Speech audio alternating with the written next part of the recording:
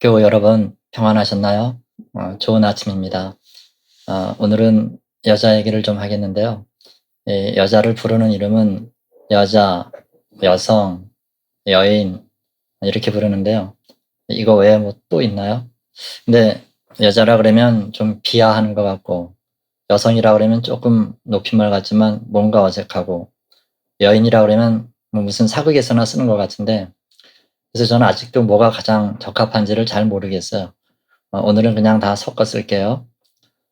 어, 옛날에 비해서 여건이 많이 신장됐다고는 하지만 속을 들여다보면 아직도 충분하다는 생각은 들지 않습니다. 저는 지금 생각해도 굉장히 깨인 생각을 가지고 있는 부분이 있는데요. 뭐냐면 제가 처음 교회를 다닌 게 중학교 때였거든요. 근데 교회를 가보니까 70%가 여자들이더라고요. 어느 교회든 다 비슷했어요. 지금도 그런 상황이 크게 변하지는 않은 것 같고요. 근데 여자 성도님들은 그렇게 많은데 여자 목사님은 정말 가물에 콩나듯이 적은 거예요. 뭐 지금부터 거의 40년 전이니까 그땐 더 했죠. 그래서 그 어린 마음에도 아니 여자 성도님들이 이렇게 많은데 왜 여자 목사님은 없지? 그런 생각을 했습니다. 저는 지금도 그래요. 일단 저 자신이 여자 목사님 설교를 좋아합니다. 여자 목사님들은 확실히 좀 다르더라고요. 훨씬 더 현실적이시고 섬세하시고 삶에서 체험한 말씀들이 많더라고요. 여성 목회자가 예전보다는 많이 배출됐지만 더 많이 배출돼야 된다고 생각을 합니다. 오늘 주인공이 여자라서 잠깐 말씀드렸습니다. 오늘 하나님 말씀 읽어드릴게요.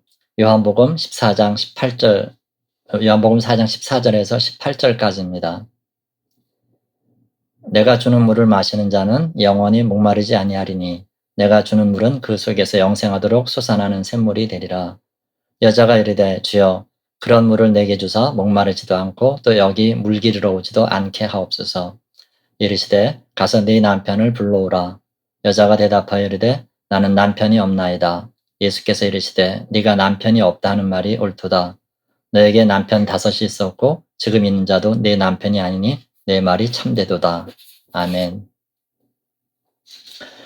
가끔씩 여자들은 자기 자신보다 때로는 남편이 더 중요할 수도 있겠구나 하는 생각이 들어요. 왜냐하면 본인이 긍정하든 부정하든 거기에 관계없이 이 여자들은 남편이 어떠냐에 따라 운명이 결정되는 경우가 많기 때문에 그렇습니다. 그래서 어떤 가정 사역을 하시는 여자 목사님은 어떻든 이혼은 안 된다 그러면서 심지어는 남편과 같이 사는 게 선교다라는 식으로까지 말씀하시더라고요. 근데 그분의 말씀이 아니더라도 어떤 분이 그런 얘기하는 걸 들었습니다. 이 식물 인간으로 누워 있더라도 남편이 있는 것과 없는 것은 천지 차이더라는 거예요. 세상에서 의지하고 비빌 언덕은 남편밖에 없는데 그 남편이 없다는 건 사실 모든 것을 잃게 되는 것 같은 충격이라는 거죠. 이 목회자들도 마찬가지입니다. 아무리 어떤 목사님이 교회에 공헌을 했고 평생을 헌신해서도 일단 그 목사님이 돌아가시면 사모님들과 가족은 몇 주 안에 그 교회랑 아무 상관이 없어집니다. 그냥 떠나야 되는 거예요. 그래서 요즘 홀사모님들을 돕는 그런 단체도 생겨났더라고요. 아무튼 여성들에게 남편의 존재란 자기가 어떻게 되느냐의 결정적인 요인이 됩니다. 그것은 고대 사회나 지금이나 전혀 다를 게 없어요. 아마 고대 사회는 더 했겠죠?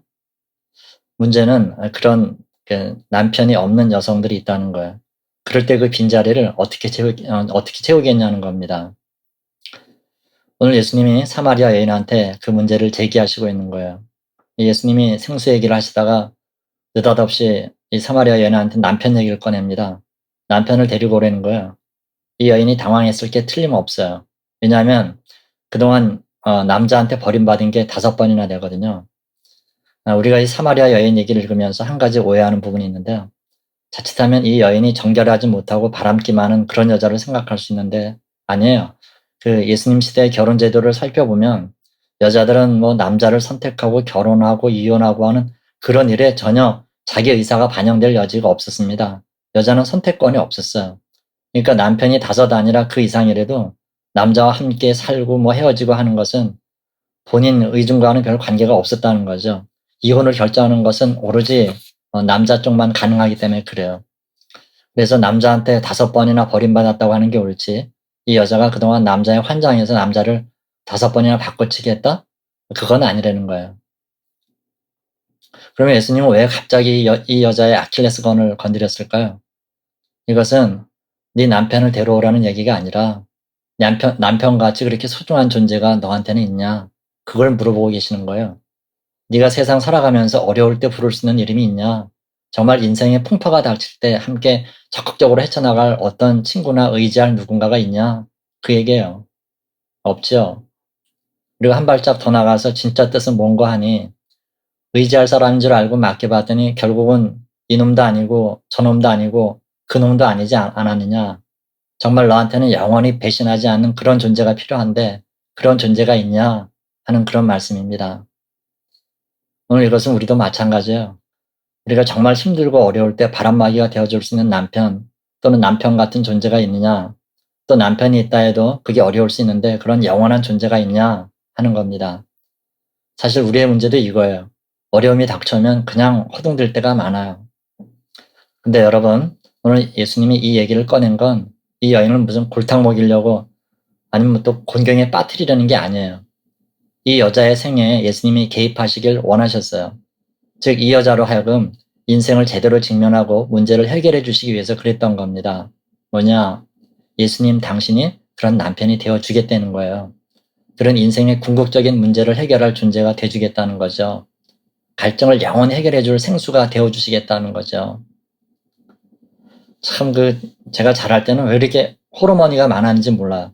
제가 초등학교 한 4학년, 5학년 그때쯤, 그때를 생각해보면 한 반에 엄마 한 분만 모시고 사는 애들이 최소 한 7, 8명은 됐던 것 같아요. 한 반에 한 70명쯤 됐으니까 거의 10% 정도 되는 거죠. 사연도 참 많은데 전쟁통에 남편을 잃거나 또는 사고를 잃거나 또 그때만 해도 결핵을 비롯한 이 병으로 돌아가신 분들도 꽤 많았어요. 그중에 제가 친하게 지냈던 친구가 있었는데 역시 이 친구도 아버지가 돌아가시고 어머니랑 둘이 사는 그런 친구였는데 이게 도시락을 싸오는 날이 일주일에 뭐 많아봐야 2번? 네, 그래요. 아주 힘들게 살았는데 그 봄에 의림지로 소풍을 갔는데 이제 그 친구도 도시락을 싸들고 왔더라고요. 그날도 같이 나란히 걸어갔죠. 늘 붙어 다녔으니까요. 1년에 그래도 딱 한 번 이렇게 김밥과 사이다, 계란 이걸 좀 제대로 먹을 수 있는 날이 그날 하루인데 얼마나 좋은지. 지금도 저는 그 소풍 전날에 설렘이 있어요. 이 점심시간이 됐어요. 소풍 거기 가서. 근데 금방까지 옆에 있던 친구가 갑자기 없어졌더라고요. 그래서 막 찾았죠. 한참을 찾았는데 사람이 잘 안 보이는데 이렇게 혼자 앉아 있는 거예요. 그래서 내가 막 뭐라 그랬죠. 한참 찾았다고. 그리고 얼른 김밥 먹자 그러는데 이 친구는 도시락을 안 푸는 거예요. 얼굴도 시무룩하고요. 그래서 제가 도시락을 확 뺏어서 풀었는데 도시락이 가뿐한 거예요. 이게 풀어봤더니 빈 도시락이더라고요. 얼마나 가슴이 아픈지. 그래서 제 걸 같이 먹었는데 지금도 그 생각을 하면 이렇게 가슴이 아려요. 네. 그 친구 집이 이렇게 저희 집에서 멀지 않았기 때문에 그 어머니도 제가 여러 번 뵀는데 제 어린 눈에도 그 어머니의 어떤 쓸쓸함과 고독과 남편 없이 애랑 살아내는 게 얼마나 힘겨웠는지 그 지치고 슬픈 눈을 몇 번이나 제가 봤습니다. 오늘 사마리아 여인도 비슷하죠. 사실 어떻게 지금 상황을 돌파할 수가 없어서 번민하다가 아무도 없는 시간에 우물가에 나와가지고 그렇게 서성거리는 게 인생 아닙니까? 어쩌면 우리 역시 예수님이 없었다면 이런 모습으로 살아가야 될 게 우리들 모습 아닌가요? 오늘도 우리는 예수님이 우리 삶에 함께 살아주신다는 게 얼마나 감사한지 다시 한번 알아야 됩니다. 정말 우리 삶에 예수님이 찾아와 주시지 않았다면 오늘 이 사마리아 여인은 그래서 횡재한 것 같은 느낌이에요. 직접 찾아와 주셨으니까요. 그런데 우리 삶도 마찬가지입니다. 예수님이 우리 인생의 어느 길목에서 찾아와 주시지 않았다면 우린 늘 갈증이 허덕였을 겁니다. 그래요, 여러분. 우리 가슴엔요, 하나님 아니면 도저히 메꿔지지 않는 공간이 있어요. 그러니 얼마나 감사합니까? 매일 말씀으로 성령으로 채워주시잖아요. 또 감사해야 될 거고 그렇게 찾아와 주신 은혜에 매 순간 보답하면서 살아야 합니다.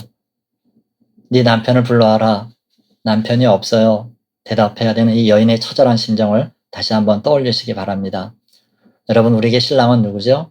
예수님이세요. 누군가가 네 남편을 불러와라 그럴 때 우린 예수님이 계세요. 다시 한번 그 예수님을 확인하시고 그분이 우리 삶의 모든 것 되시는 분이심을 또 한번 아시기 바랍니다. 그래서 그분과 함께 넉넉히 승리하는 오늘 하루가 되시기를 주님의 이름으로 축원합니다. 아멘. 기도하겠습니다. 하나님 아버지 감사합니다. 혼자 있을 때 부를 이름이 있고 찾을 이름이 있다는 게 얼마나 행복한지요. 오늘 또 깨닫습니다. 인생의 어느 길목에서 우리를 찾아와 주시고 여태 에베네셀과 임마누엘과 여호와 이르러 동행해 주셨습니다. 그 사랑과 열심을 알고 우리 또한 주님께 더 사랑과 열심 낼 수 있도록 도와주옵소서. 주님, 남편 없이 혼자 사는 세계 모든 여성들에게 주님 오늘도 그들의 남편이 되어 주옵소서. 그래서 외롭지 않게 힘있고 자신있게 살아갈 수 있도록 동행해 주옵소서. 예수님의 이름으로 감사하며 기도하옵나이다. 아멘.